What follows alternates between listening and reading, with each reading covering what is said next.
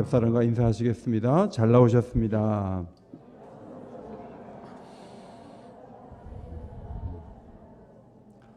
네, 저는 노회에서 부서기로 일을 하고 있고 우리 선정규 목사님은 부회록서기로 일을 하고 있어서 한 달에 한 번은 꼭 만나는 그런 관계인데 또 오늘 이렇게 교사헌신 예배 불러주셔서 여러분 만나게 돼서 너무나 기쁘고 감사합니다. 아까 기도하시는 분께서 기도하시는데 여러분들이 아멘 아멘 마음을 다해서 기도하는 모습을 보고 제 마음에 은혜가 되었습니다. 저는 요 가까운 곳에 그 청와대 부근, 청와대 정문안까지 저희 교회에서 한 7분 거리에 있는데 가까운 곳에 있는데 용산으로 윤 대통령이 가서 저희는 너무 감사해요. 매일 시위가 있고 매일 힘들었거든요. 근데 지금 너무 감사한데 또 가시니까 주변에 상권이 죽어가지고 또 어려운 분들은 또 어렵다 하는 얘기를 듣고 참 모든 일에는 어두움과 밝음이 같이 있구나 그런 것들을 느끼게 됩니다. 오늘 요나서를 통해 배우는 하나님의 교육에 대한 제목의 말씀을 전하게 된 것은 지난 주간에 제가 특별 새벽 기도회를 하고 내일부터 우리는 부흥회인데 요나서를 전했거든요. 근데 요나서를 전하면서 요나서가 참 마음에 주는 감동이 커서 3일치를 다 묶어가지고 오늘 하려고 하니까 한 6시쯤 끝날 것 같아요. 그렇게 길게 해서는 안 되겠죠? 그래서 3일치를 제가 좀 줄여가지고 오늘 요나서 말씀 전체를 본문으로 여러분에게 말씀을 전하고자 합니다. 겨우 12명의 제자들이었지만 그들을 훈련시켰던 예수님의 제자 훈련은 교회 교육에 굉장히 중요한 지혜를 주는 그런 역사라고 볼 수가 있습니다. 주님은 매우 중요한 교육의 근거와 원칙을 보여주셨는데 제자 훈련의 과정을 잘 보면 6단계로 이루어져 있어요. 첫째로 선택하시죠. 그 다음에 두 번째로 지시하시고 세 번째로 훈련하시고 네 번째로 위임해 주시고 다섯 번째로 평가하시고 여섯 번째로 보상해 주셨어요. 방송실 뭐 안 띄워줘요? 이건 연결이 안 됐나요? 그럼 어떻게 다 이걸 외우죠? 다시 선택 따라합시다. 선택, 지시, 훈련, 위임, 평가, 보상. 네, 이렇게 6가지예요. 먼저 선택하시기 위해서 최선을 다해 기도로 준비하신 말씀이 누가복음 6장 12절 13절입니다. 성경 구절 띄워주시겠어요? 누가복음 6장 12절 13절 읽겠습니다. 시작. 이때 예수께서 기도하시러 산으로 가사 밤이 새도록 하나님께 기도하시고 밝음에 그 제자들을 부르사 그 중에서 12를 택하여 사도라 칭하셨으니. 자, 이때에 기도하러 가셨다. 이때는 고발당하고 어려울 때예요. 그래도 제자를 세우시려고 고발당하는 것 때문에 난 제자 훈련 안 해. 그렇게 하지 않으시고 제자를 세우시려고 기도하러 가셨어요. 기도하러 가셨다는 것은 하나님의 도우심을 구하셨다는 건데 예수님은 잠자는 시간도 기도하는 일에 힘을 기울이셨어요. 작년에 저희는 장로님 1분, 권사님 20분, 안수집사님 15분 이렇게 중직자들을 세우는데 제가 이 말씀 보고 은혜가 돼서 우리 교육자들이 금요기도회 끝나고 나서 같이 기도했어요. 그래서 새벽까지 계속 기도했어요. 사람을 세울 때 기도하고 잘 세우고 선택하는 게 매우 중요한 거죠. 교회도 누가 서느냐 그것이 50%는 좌우하는 거예요. 누가 서느냐 이게 매우 중요하죠. 선택 다음에 지시예요. 훈련이 아니고 지시예요. 예수님이 제자들을 세우자마자 마태복음 10장 6절에 보면 12제자를 부르사 권능을 주시고 이스라엘의 잃어버린 양에게로 가라고 지시를 하세요. 아브라함도 부른 다음에 너는 너의 고향과 친척과 아버지 집을 떠나 내가 내게 보여줄 땅으로 가라라고 지시를 하세요. 요나서를 보면 요나를 부르신 다음에 큰 성 니느웨로 가서 외쳐라라고 지시를 하세요. 요나서 1장 2절 너는 일어나 저 큰 성읍 니느웨로 가서 그것을 향하여 외치라. 그 악독이 내 앞에 상달되었음이니라. 지시를 하세요. 요나가 하나님의 얼굴을 피해서 지시한 대로 가지 않았죠. 선지자라면 가라면 가야 되는데 저는 싫습니다.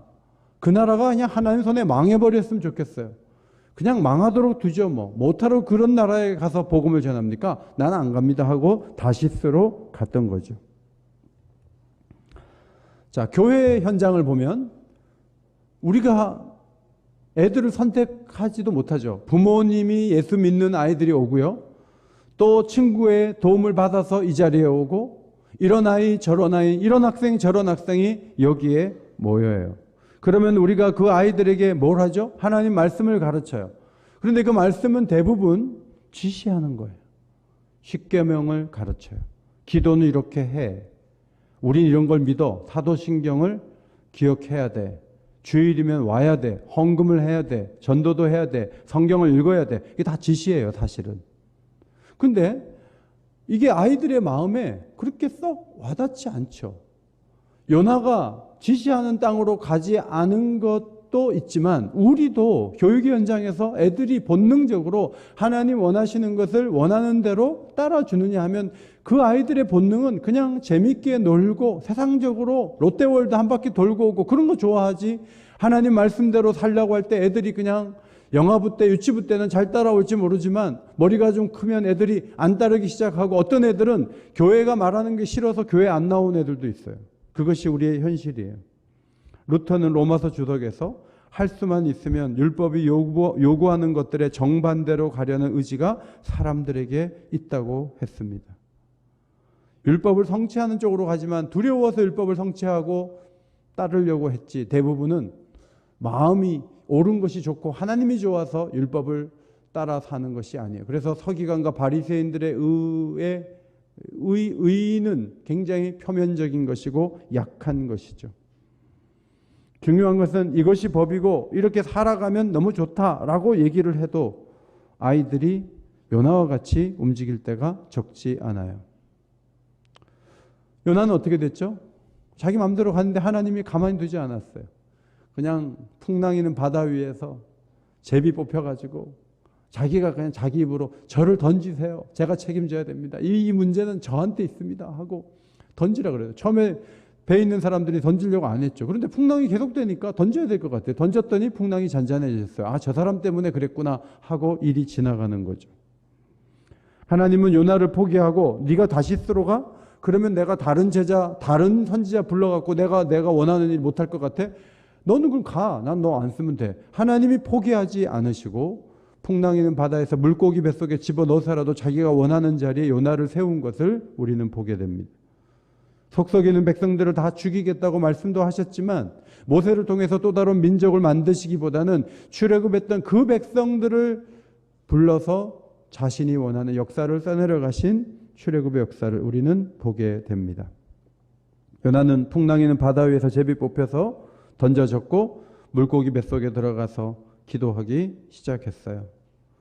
하나님은 기적적인 방법으로 요나를 반강제적으로 기도하게 하셨고 자신의 잘못을 고백하는 사람으로 만들어 놓으셨어요. 여러분, 지금 교회 아이들이 많이 줄었어요. 저희도 그래요. 모든 교회가 지금 주일학교가 제일 타격이 있어요. 애들이 잘 안 오거든요. 얘네들을 강제로 기도실에 밀어넣을 수도 없고 수련회에 참석시킬 수도 없어요. 요새 교역자 구하기도 너무 어려워요. 그러니까 교육의 현장이 너무 힘들고 어려운 거죠. 성경에 보면 바다를 흔들어 가지고 물고기 뱃속에 집어넣어서 기도를 시키는 일도 있지만 하나님의 마음을 표현할 때 누가복음 15장이 가장 잘 얘기해 준다고 봅니다. 100마리 양 중에 한 마리를 찾는 목자의 얘기를 하시고 예수님이 10드라크마 중에 한 드라크마를 찾는 여인의 얘기를 하시고 그 다음에 두 아들 중에 한 아들을 찾는 아버지 얘기를 하세요. 여기에 하나님의 마음이 담겨 있다는 거죠. 100마리인데 한 마리 없어져 갖고 괜찮아. 99마리를 두고 괜히 갔다가 거기서 20마리 없어지면 이건 바보지. 한 마리 포기하고 말아. 자, 목자가 그러지 않아요. 10드라크마 중에 1드라크마를 찾아서 잔치하면은 돈을 많이 쓰는 거예요. 찾은 동전보다 더 많이 쓰는 거예요. 그럼에도 불구하고 그 여인은 기뻐했어요. 두 아들 가운데 하나가 돌아왔어요. 아버지 재산을 창기와 함께 먹어버린 아들을 위해서 아버지는 벌을 준비해야 되고 정말 종으로 몇 년이라도 써야 되는데 아버지는 아들의 위치를 그대로 회복시켜 줬어요. 메시지의 핵심이 뭐죠? 놓치지 않는 데 있어요. 하나님은 요나를 놓치지 않았어요. 그리고 기도의 자리로 끌어내셨어요. 시편 139편 9절과 10절. 방송실 시편 139편 9절 10절 띄워주세요. 자, 같이 읽겠습니다. 시작. 내가 새벽 날개를 치며 바다 끝에 가서 거주할지라도 거기서도 주의 손이 나를 인도하시며 주의 오른손이 나를 붙드시리이다. 다윗은 저 바다 끝에 있어도 하나님이 저를 찾아내시죠. 저를 붙잡아 주시죠. 라고 고백했지만 이것을 경험적으로 정말 경험해 본 사람이 요나죠. 코로나 기간에 잃어버린 아이들이 얼마나 많은지 우리가 능력이 있으면 땅을 흔들어서라도 애들을 데리고 오고 싶고 걔네들이 타고 가는 버스를 흔들고 집을 흔들어서라도 걔네들을 데리고 싶은 게 교사의 마음이에요. 그런데 차일피일 미루면서 애들이 안 와요. 너무 안타까워요. 어떻게 해야 되죠? 하나님처럼 막 전능해가지고 막 꿈에 나타나갖고 이번 주일에 안 오면 죽는다. 그래갖고 애가 꿈꿔가지고 엄마 나 꿈꿨는데 나 안 가면 죽는데. 그래갖고 몇 명 또 죽고 그러면 애들이 오지 않겠어요? 그런데 하나님이 그렇게 하시지 않잖아요. 어떻게 하면 좋죠? 잃어버린 한 사람을 찾기 위해서 바다를 흔들 수는 없지만 우리가 할 수 있는 게 뭐죠? 포기하지 않는 거예요. 그건 우리가 할 수 있잖아요. 어떻게? 편지 써요. 생일날 걔가 안 나온 지 6개월 됐어요. 선물 보내요. 어느 날 아침에 그 집에 가서 기다렸다가 학교 가는 애를 좀 얼굴을 보고 오시라고. 우리가 그거는 할 수 있잖아요. 포기하지 말고 해야 돼요. 저는 지금 제일 속상한 게 뭐냐면 권사님이 교회를 안 오시는 거예요. 아니 교회에서 권사님이 될 정도면 신앙적으로 어느 정도는 됐다고 생각해서 세운 거 아니에요? 아니 코로나가 뭔데 권사님이 교회를 안 오시냐고. 그것도 거의 3년째 안 오고 계세요.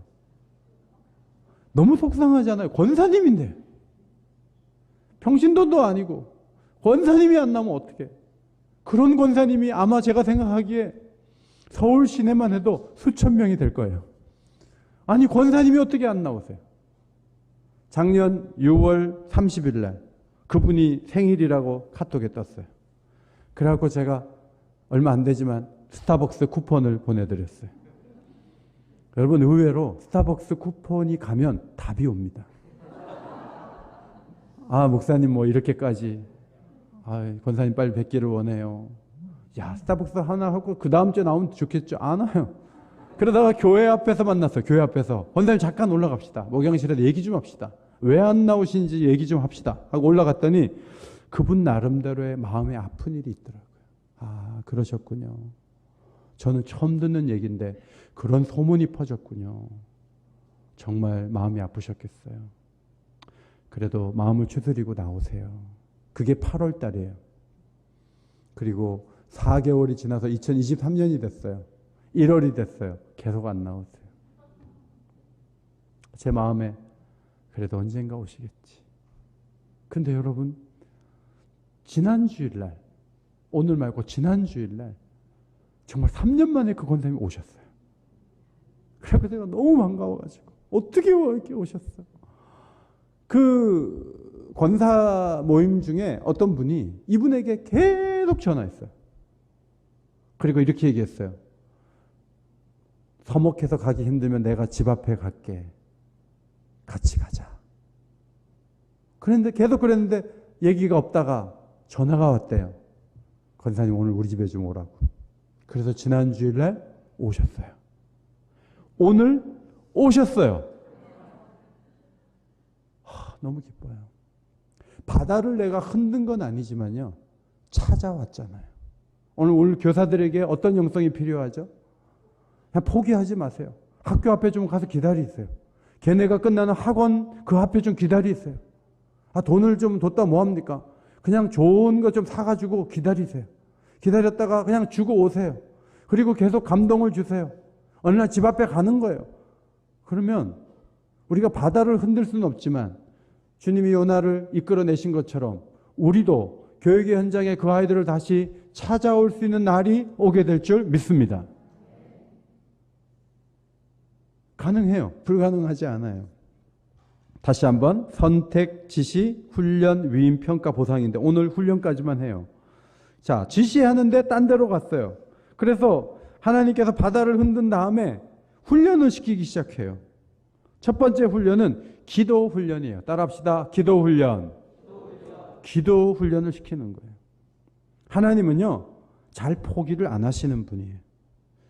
요나가 물고기 뱃속에 들어가니까 자기가 너무 잘못한 게 이제 고백이 되어지죠. 머리에 막 바다풀이 막 감기고 숨도 겨우 쉬는 상황에서 내가 잘못했구나. 자기 생명이 위기에 처해서 자기가 이제 힘든 거를 고백을 하는 거죠. 그러면서 요나서 2장 7절에 보면 요나가 기도할 때 이렇게 기도해요. 자, 2장 7절 읽겠습니다. 시작.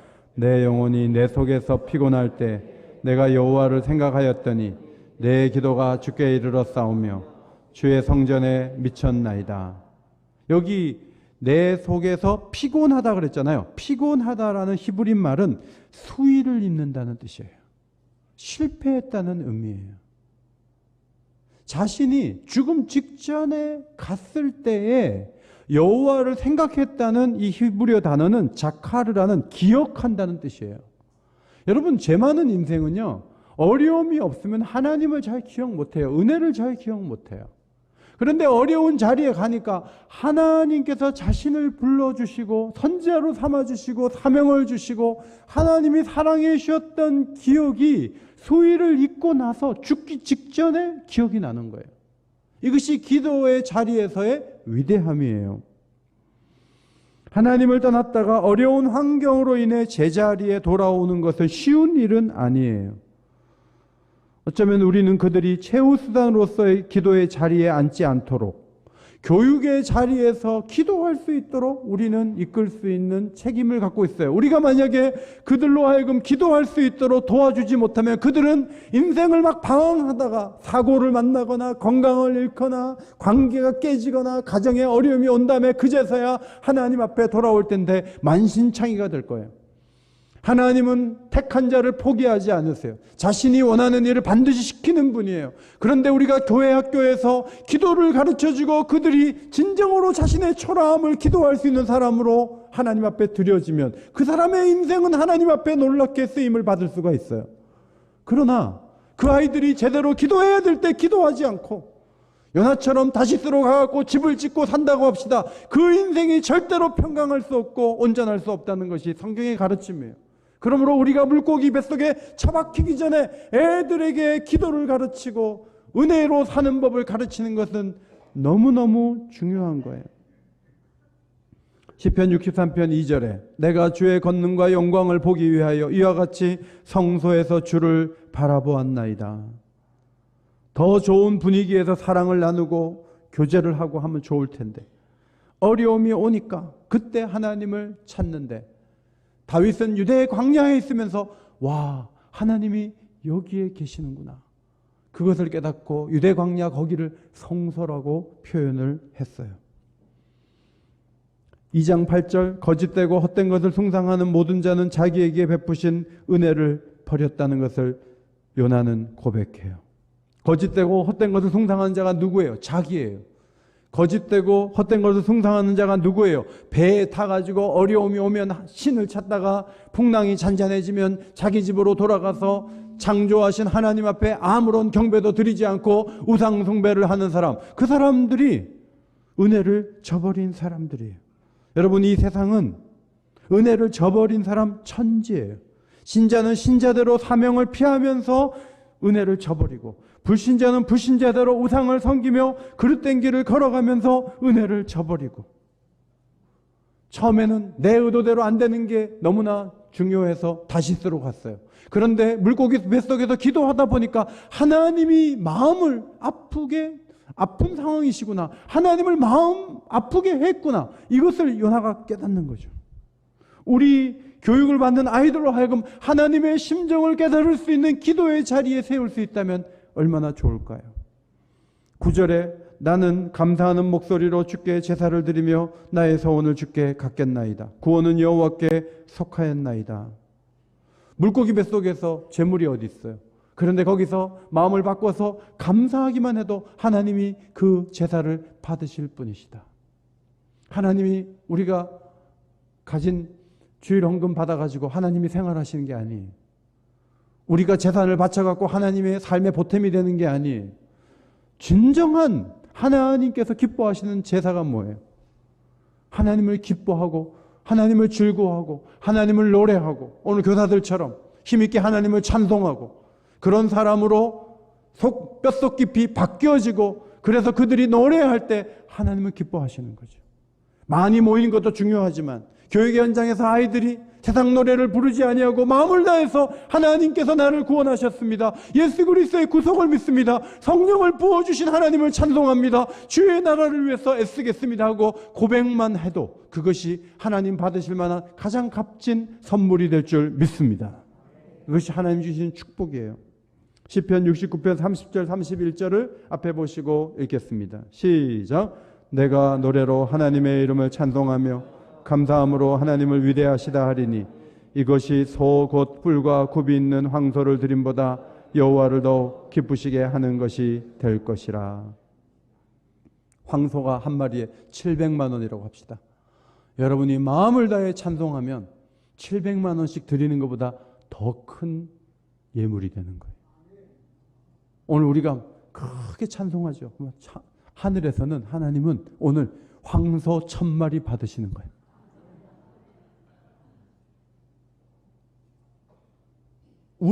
우리가 기뻐하는 소리를 내는 것을 하나님은 그렇게 좋아하세요. 기뻐하세요. 여러분, 이 물고기 뱃속에 들어가서 그걸 깨달은 거예요. 요나에게 남은 길이 뭐죠? 서원을 갚겠다는 거죠. 그 서원은 뭐예요? 약속한 것 없지만 니느웨 가는 거죠. 사명을 감당하는 거죠. 기도하다가 가야 되겠다. 구원은 하나님께 속했습니다. 그렇게 고백하는 요나의 기도를 보게 돼요. 아이들이 스스로 기도하면 바뀔 수 있거든요. 교육을 잘 기도하도록 이끌어주고 기도의 본을 보여주고 함께 기도하는 게 매우 중요해요. 저는 아이가 4명이에요. 안 놀라시네. 넷째를 낳아서 사실 넷째 낳았을 때 이틀 동안 아내하고 얘기를 못했어요. 아기를 가졌을 때 넷째 계산이 없었는데 그래도 낳아야지 어떻게 해요. 그래도 걔가 한 2살 3살 됐을 때 소변을 보는데 커피 색깔의 소변을 보는 거예요. 그래가지고 강북 삼성병원을 계속 다녔어요. 그때 아내가 단기 선교를 팀이 소속돼서 아이를 두고 단기 선교로 갔다 왔는데 애가 언제 좋아졌냐면 단기 선교 갔다 오는 날부터 소변 색깔이 좋아졌어요.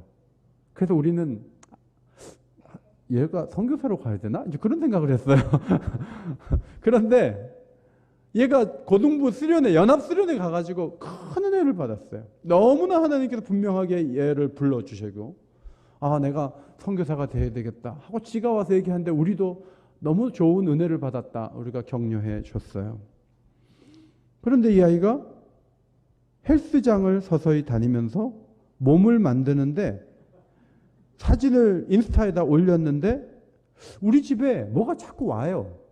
먹는 것도 오고 뭐 입는 것도 오고 오는데 나중에 우리 아들이 보니까 인스타에 그 몸짱된 그걸 하고 자기가 운동하는 걸 이렇게 올리면 그걸 보는 팔로워가 3,000명이에요.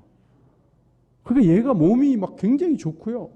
사람들이 다른 얘기는 안 하고 몸 좋다는 얘기를 계속 하니까 얘는 너무 좋은 거예요. 그래서 군에 갔는데 부대장을 설득해서 헬스 시설을 만들었어요. 그래서 그냥 상관들 전부 이거 만들어주는데 옆에서 트레이너 하는 거예요. 그러더니 돌아와서 하는 말이 자기는 헬스 트레이너로 꿈이 바뀌었다는 거예요.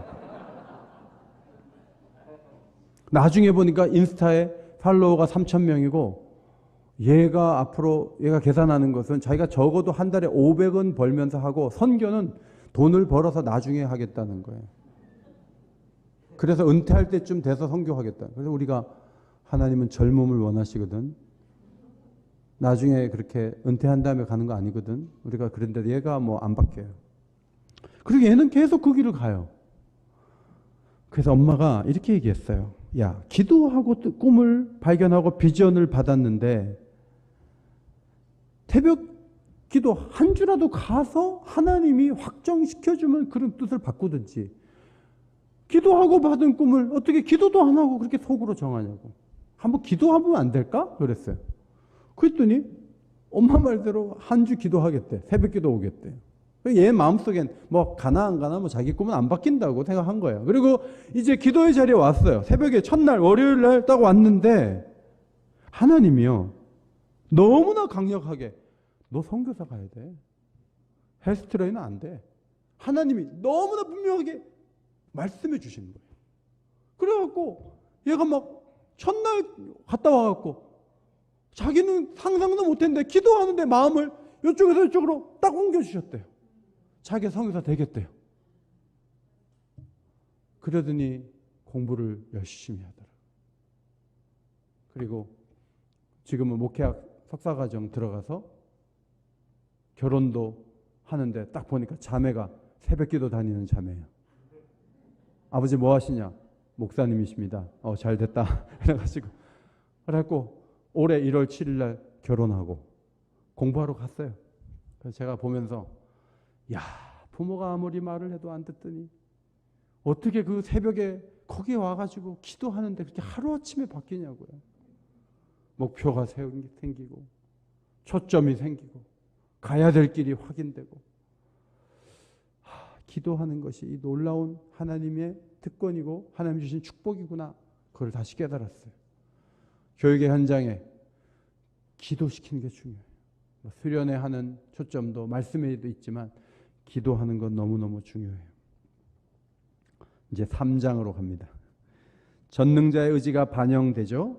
3장 1절 2절 여호와의 말씀이 두 번째로 요나에게 임하니라 이르시되 일어나 저 큰 성읍 니느웨로 가서 내가 내게 명한 바를 그들에게 선포하라 하신지라. 여러분, 하나님은 요나서 1장 2절 1절과 2절 오늘 우리가 읽었잖아요. 그때 저 큰 성읍 니느웨로 가서 그것을 향하여 외치라고 말씀하신 다음에 물고기 뱃속에서 나온 다음에 요나가 또 하나님 말씀을 두 번째로 들었는데 첫 번째 말씀하고 두 번째 말씀이 똑같아요. 그렇게 긴 말씀을 하지 않으세요. 가서 외치라는 거예요. 너는 그것만 하면 된다는 거예요. 거기다가 뭐 사족을 붙이지 말라는 거죠. 그래서 요나가 순종한 것이 3장 3절 사흘 걸을 만큼 하나님 앞에 큰 성읍에 간 거예요. 그리고 4절 하루 동안 다니며 외쳐 이르되 40일이 지나면 니느웨가 무너진다 그랬어요.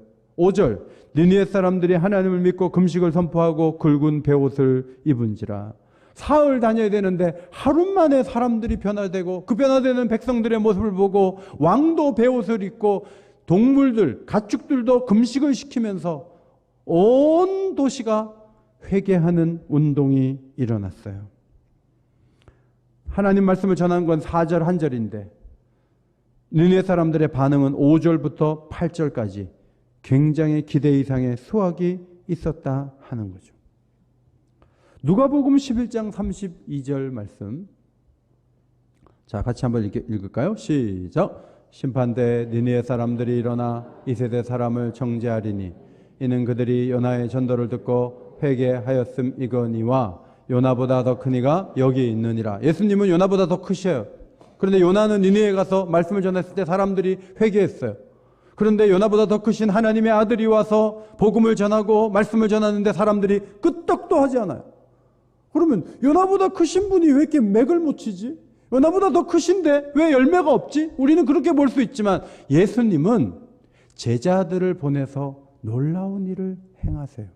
그 기록이 사도행전 2장에 기록되어 있는데 그 중에 하나가 2장 41절이에요.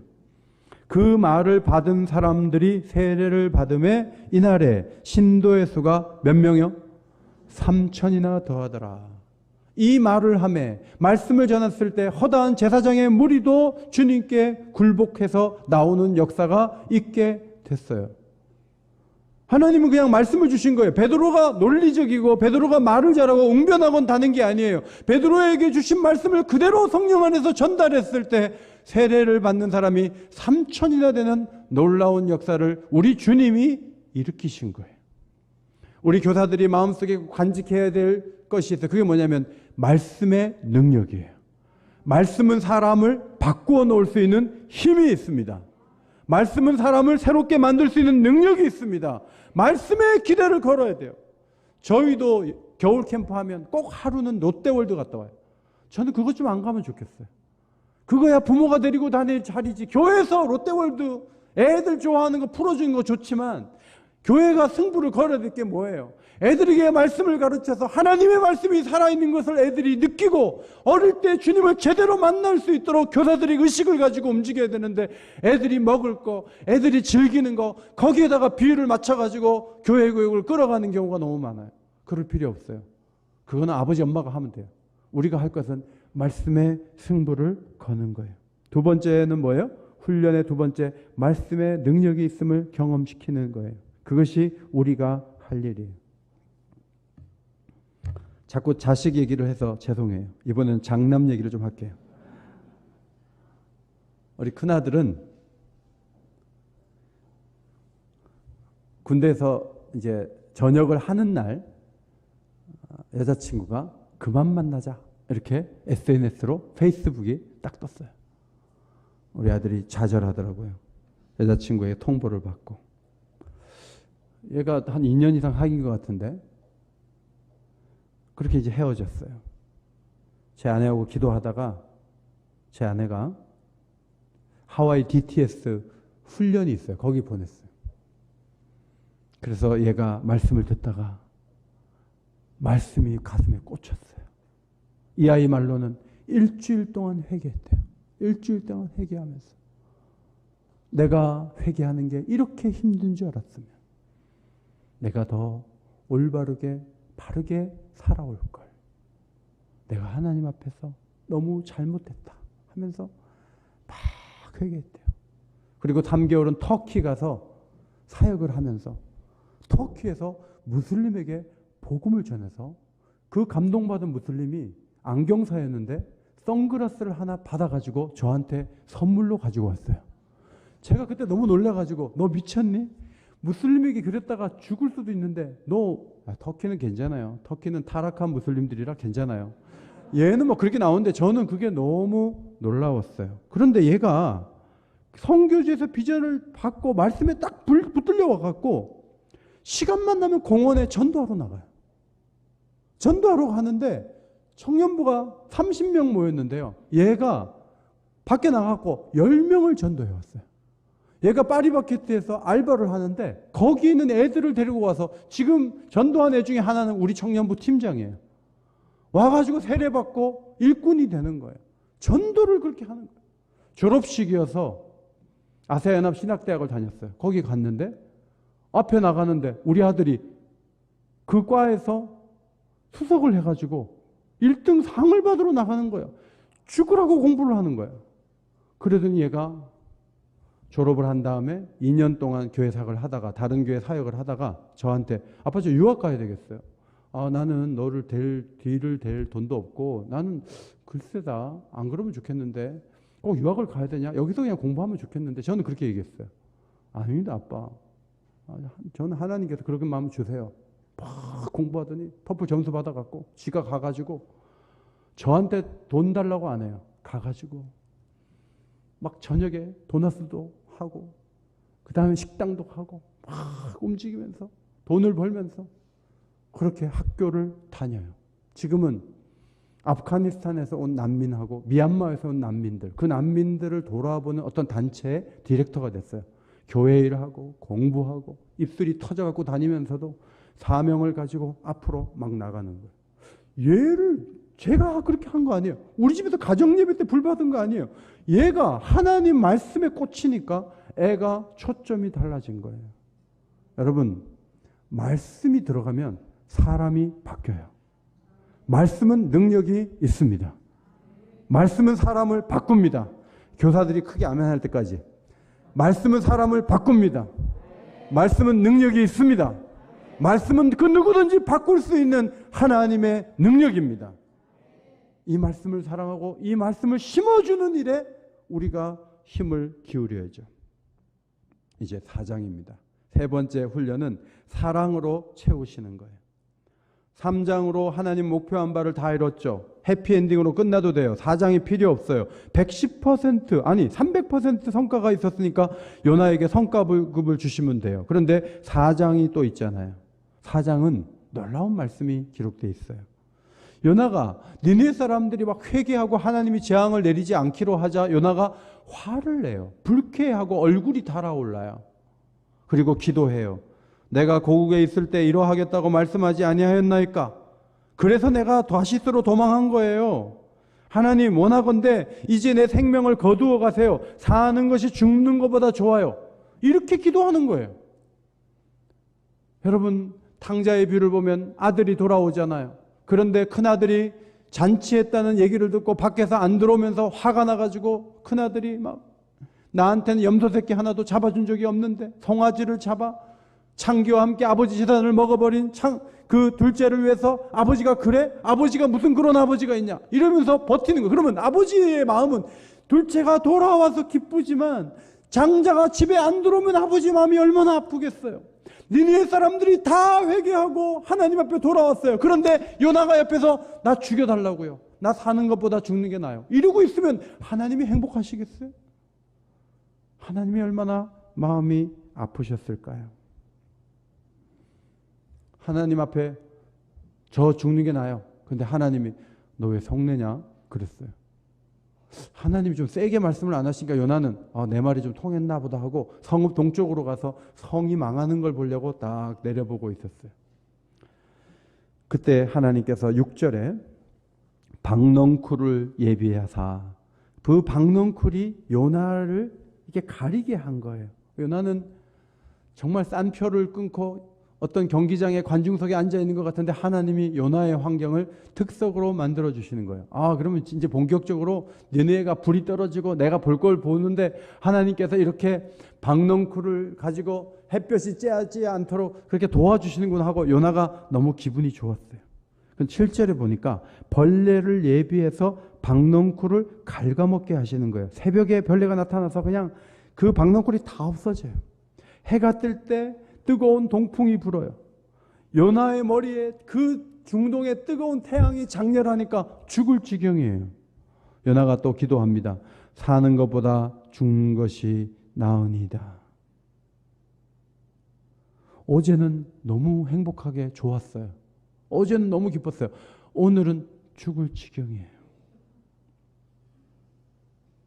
하나님이 이 사건을 통해서 뭘 보여주시죠? 얄팍한 인간은 작은 일에 헤헤거리다가 별것 아닌 거 가지고 성내고 죽겠다고 하고 그게 바로 요나였어요. 하나님께서 요나의 실체를 드러내신 후에 하신 말씀이 오늘 마지막 읽었던 4장 10절과 11절이에요. 자, 앞에 보시고 10절과 11절 시작. 여호와께서 이르시되 내가 수고도 아니하였고 재배도 아니하였고 하룻밤에 떴다가 하룻밤에 말라버린 이 박넝쿨을 아꼈거든 하물며 이 큰 덩어리 좌우를 분별하지 못하는 자가 12여 만이요 가축도 많이 있나니 내가 어찌지 아끼지 아니하겠느냐. 야, 너는 박넝쿨 하나가 그렇게 중요하냐? 네가 그 박넝쿨을 아꼈는데 내가 그러면 12만 명 사람 생명 12만 명 아끼는 거 나는 그럼 합당하지 않고 너는 합당하냐? 하나님이 반문하신 거죠. 여러분, 진정한 신앙이 뭐예요? 자기 문제보다 공동체를 바라보고 세상을 살리는 방향으로 가는 게 중요한 신앙이에요.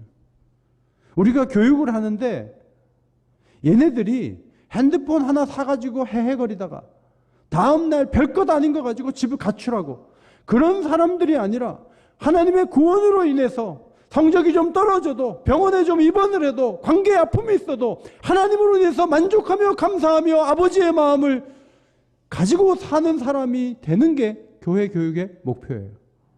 마음이 바뀌지 않으면 소용없어요. 마음이 바뀌어요. 오늘도 2부 예배 끝나고 선교사님, 제가 아는 선교사님 부인이 만나자 그래서 2부 예배 끝나고 올라왔어요. 그 남편은 선교지에서 초등학교도 짓고 유치원도 짓고 지금 중학교 공사하고 있어요. 뭐 얼마나 공사를 잘하는지 몰라요. 아주 잘 지어요. 그 한 마을을 위해서 아주 헌신적이에요. 그래서 우리 교회가 앞으로 그 건축하는데 좀 힘이 되어주면 좋겠다. 그런 뭐 부탁이에요. 좋은 부탁이에요. 근데 저는 이 선교사님 부부를 알아요. 두 분이 불화해서 부인은 한국에 와 있고 남편은 선교지에 있어요. 중학교 건물 짓는 게 뭐가 중요해요? 부부가 같이 사는 게 더 중요하지. 둘이 같이 살지 않으면서 사람들 보기에 훌륭한 선교사님 되면 뭐해요? 니네 사람들이 다 회개했는데 자기 마음속에 죽여달라 그러고 박넝쿨 하나 가지고 좋아하다가 벌레 씹으니까 그러니까 불행해하고 그렇게 얄팍한 사람이 무슨 하나님의 일을 하겠어요? 이 부끄러운 기록은 자기에 대한 기록이에요. 이게 기록이 남아서 수천 년 뒤에 사는 우리도 요나를 손을 보면서 요나는 문제가 많아. 요나는 어떻게 사람이 그래? 우리 지금 그러고 있잖아요. 하나님이 이 기록을 남긴 이유가 뭐예요? 우리가 이럴 수 있다는 거예요. 밖에서는 목사님이라고 존경하고 존중하고 높일지 모르는데 내가 별것 아닌 것 같고 속상하고 힘들고 누구나 거룩하고 존귀하다고 사람들이 말할지 모르는데 교회를 하는데 기쁨이 없고 속상하는 일이 많고 집에 가면 정말 아까 기도하신 대로 안 믿는 사람이나 우리나 뭐 비슷한 마음을 가지고 살아간다면 그것이 하나님이 우리를 부르신 목적이 아니라는 거죠. 사무엘하 17장 23절에 압살롬의 책사 아히도벨이 후세의 계략이 채택되자 고향으로 돌아가 자기 집에 이르러 집을 정리하고 스스로 목매어 죽었다 그랬어요. 악인은 자기 뜻대로 조금만 안 되면 교회 안 나올 거야. 죽어버릴 거야. 그게 악인이에요. 그러나 주님이 부르신 일꾼은 원하는 대로 안 되는 일들이 있죠. 늦춰질 수 있죠. 때로는 거절도 되죠.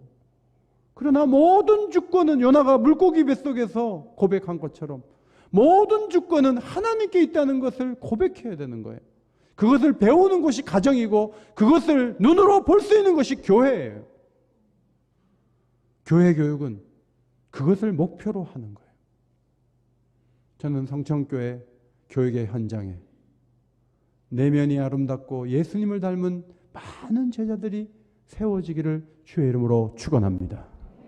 성경도 배우지만 교회에서 얼마나 찬송을 부르고 예배를 드리는 대로 성도들이 화목하고 사랑하고 만족해하고 작은 것 가지고 속상해하지 않고 은혜 가운데 걸어갈 수 있는 사람이 되느냐, 이것이 교회의 중요한 정체성이죠. 요나서는 그것을 위해서 기록이 되었습니다. 하나님의 마음을 이해하기 소원합니다. 하나님을 사랑하기를 소원합니다. 하나님의 뜻 가운데 걸어가야 돼요. 그래서 계속되는 훈련, 마음의 훈련을 통해서 교육의 현장을 바꿔놔야 돼요. 지금은 너무 과격한 시대고요. 너무 자극적인 시대고요. 교회가 없으면요, 소망이 없어요. 저희 교회도 주일학 초등학교 선생님들 많아요. 그분들이 하나같이 빨리 퇴직하려고 그래요. 너무 교육의 현장이 힘들대요. 너무 어렵대요. 우수한 사람만 키우는 교육은 그 사회를 결코 밝힐 수가 없어요. 예수 그리스도를 바라보게 하는 교육, 예수 그리스도의 말씀을 전하는 교육, 예수님처럼 되게 하는 교육, 그 교육이 세상을 살릴 수 있는 하나님의 능력이 될 줄 믿습니다. 그런 은혜를 교육의 현장에서 더욱 받아 누리게 되시기를 예수의 이름으로 축원합니다. 하나님 고맙습니다. 오늘 교사 헌신 예배에 와서 하나님 마음으로 어떻게 교육해야 될지를 잠시 나누었습니다. 요나를 보면서 우리 자신을 봅니다. 아이들을 생각합니다. 하나님은 쉽게 포기하는 분이 아니셔서 끝까지 세우기를 원하시는데 매맞고 고난 속에 살다가 뒤늦게 노인이 되어 돌아오는 아이들이 아니라 이 젊은 날 이곳에서 말씀을 배우고 기도를 배우고 인격을 세워갈 수 있는 그런 아름다운 현장이 되도록 주님 은혜 더하여 주옵소서. 성천교회 교육의 현장을 맡을 수 있는 좋은 교육자들을 하나님 보내 주옵소서. 그 일을 위해 교사들이 특별히 기도하게 하시고 응답받을 수 있도록 주님은 총도하여 주셔서 이 중요한 시기에 말씀이 선포되고 그래서 아이들이 하나님을 더욱 사랑하는 자리에 나아가도록 은혜의 오른손으로 이끌어 주옵소서. 선정규 담임 목사님께서 말씀을 증거하실 때마다 그 말씀이 양약이 되게 하시고 힘이 되게 하시고 은혜가 되게 하여 주셔서 우리 모두가 이 교회를 섬기는 것을 기뻐하며 자부심을 가지고 하나님 나라 위에 더 잘 달려갈 수 있도록 아버지 인도하여 주옵소서. 원로 목사님과 모든 장로님들과 함께 해주시고 교회를 아름다운 옥토로 만들어갈 때 필요한 모든 것들을 더하여 주옵소서. 기도를 받으시는 예수님 이름으로 기도하옵나이다. 아멘.